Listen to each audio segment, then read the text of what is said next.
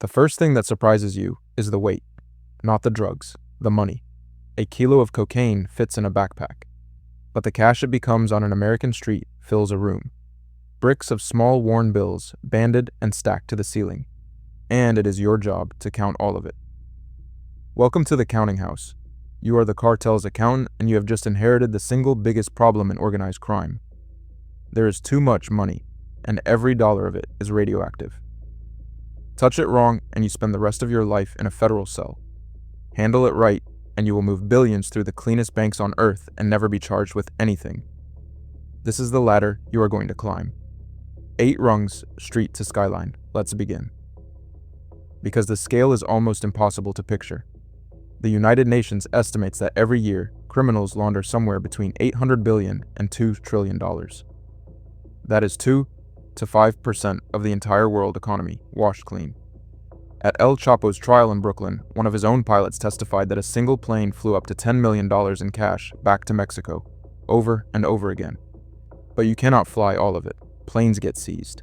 So your real job is quieter and far more important. You have to make the money legal. The obvious move is a bank, and the bank is a trap. In the United States, the moment you deposit more than $10,000 in cash, the bank is legally required to file a report with the Treasury. It is called a currency transaction report, and it is written into federal law. One form, and a federal agent now knows your name and your cash, so you never cross that line. Instead, you hire an army, dozens of people, each one walking into a different bank branch across a dozen cities. One deposits $9,000, another $8,000, another $5,000. Small enough that no report is ever filed. You take one enormous, obvious fortune and shatter it into 1,000 pieces too small to notice. The professionals call it structuring. On the street, they call the little deposit carriers smurfs. It is technically its own federal crime, but only if they catch you counting, and they almost never do. That is your first clever move on the ladder. It will not be your last. Eventually the banks tighten up. Tellers get suspicious. Fine, you go analog. You vacuum seal the cash to kill the scent for the dogs. You hide it inside door panels, spare tires, and hollowed out engine blocks, and you drive it south, straight across the border, back to the people who made it. This is not a fringe tactic. The United States Congress has called bulk cash smuggling the most common form of money laundering there is. Consider the arithmetic you are working with. Mexican and Colombian trafficking organizations pull in somewhere between $18 and $39 billion in American drug money every single year, and a huge share of it simply rides home in the trunk of a car. When it goes wrong big. In one operation in 2009, agents found more than $40 million in drug cash stuffed inside shipping containers. But smuggling paper is a young person's game. It is heavy, it is slow, and it is dangerous. You are ambitious. You want to stop moving the money and start cleaning it, so you buy a business. Specifically, a business that runs on cash, a car wash, a restaurant, a used car lot, a laundromat, which is where the whole phrase comes from. The mechanism is beautiful in how simple it is. Say your car wash honestly earns $10,000 this month. On paper, you report $15,000. That extra $5,000 in drug cash just walked in the front door, shook hands with the legitimate money, and became revenue. It now has a birth certificate. It has a story a tax accountant will believe. Prefer something faster?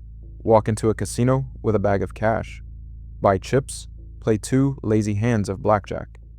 Then cash out and ask for a check. The check reads, "Winnings. Your drug money is now gambling luck. Congratulations. You have done what the professionals call placement. The dirty money is inside the financial system now. The hardest part is technically over, but it is still traceable to you. To truly disappear it, you need to go professional. This is the rung where you stop being a criminal and start being a financier. It is called the Black Market Peso Exchange, and the elegant part is that no cash crosses any border at all. Follow the money. A broker buys your American drug dollars from you and pays you in clean pesos, delivered to the cartel back home. Now the broker is holding a pile of dollars in the United States. Who wants them? Legitimate businessmen in Latin America who need American currency to import American goods. Refrigerators, electronics, cell phones, gold. So the broker uses your drug dollars to pay real American exporters for real products. Those products ship south, get sold in normal stores to normal customers, and your money reappears as ordinary profit from ordinary trade. It has dissolved completely into the global economy. A United States Treasury official once called this the single most efficient and extensive money laundering scheme in the entire Western Hemisphere, moving as much as $5 billion a year. You are not a street guy anymore. You are in international commerce. And now you reach the top of the ladder, the place where the real money is cleaned. You find a bank that simply does not want to know. You think that sounds like a conspiracy theory. It is not. It is a matter of public record. In 2010, the American bank Wachovia admitted that it had failed to monitor more than $420 billion in transactions tied to Mexican currency exchange houses. Not million, billion. Bulk cartel cash, wired and boxed, and moved through a major U.S. bank for years. The punishment? Wachovia forfeited $110 million, promised to do better, and carried on. Then came the big one. In 2012, HSBC, one of the largest banks on the planet, admitted that at least $881 million in drug money, including cash for El Chapo's Sinaloa cartel, had been laundered through its American branches, undetected. The fine sounded huge. $1.9 billion, until you do the math the bankers did. That fine was worth about 5 weeks of the bank's profit. 5 weeks, and here's the part you need to burn into your memory, because it is the real lesson of this entire ladder. Not one executive went to prison, not one. The Justice Department's own prosecutor called the bank's conduct stunning failures of oversight, and worse. And still, no handcuffs. A committee of the United States Congress later gave the whole affair a name. They called it too big to jail. So learn the rule that governs the top of the ladder. It is the exact opposite of what they teach you at the bottom. Down in the counting house, a $10,000 deposit can end your life. Up here, $881 million in cartel money is a rounding error. The bigger the number, the safer you become. By now, the old ways feel almost quaint. The Smurfs, the car wash, the trunk full of cash. Today, you barely touch paper at all. You move stablecoins. Digital dollars with names like Tether, sent from one anonymous wallet to another, across the world, in seconds, at any hour. The United States Justice Department is now investigating Tether over whether it is being used to launder money for drug traffickers. And the exchanges that move it? In 2023, Binance, the largest cryptocurrency exchange on Earth, pleaded guilty to violating American anti-money laundering law and paid $4.3 billion. Its own founder pleaded guilty too. The machine did not slow down. It just got faster and harder to see. You have reached the final rung. The professionals have a clean, boring name for it: integration. The money does not hide anymore. It walks in through the front door and puts its feet up. It becomes a company, a quiet little LLC with a forgettable name. The company buys a condominium in Miami, all cash, no mortgage, nothing on paper connecting it to you. The Treasury's own financial crime unit openly calls American real estate a historically successful vehicle for money laundering.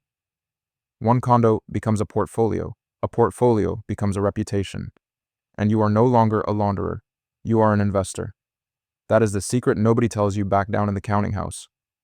The goal was never to hide the money forever. The goal was to make it boring, to route it through so many banks and shells and invoices that when it finally comes out the other side, it looks exactly like everyone else's money.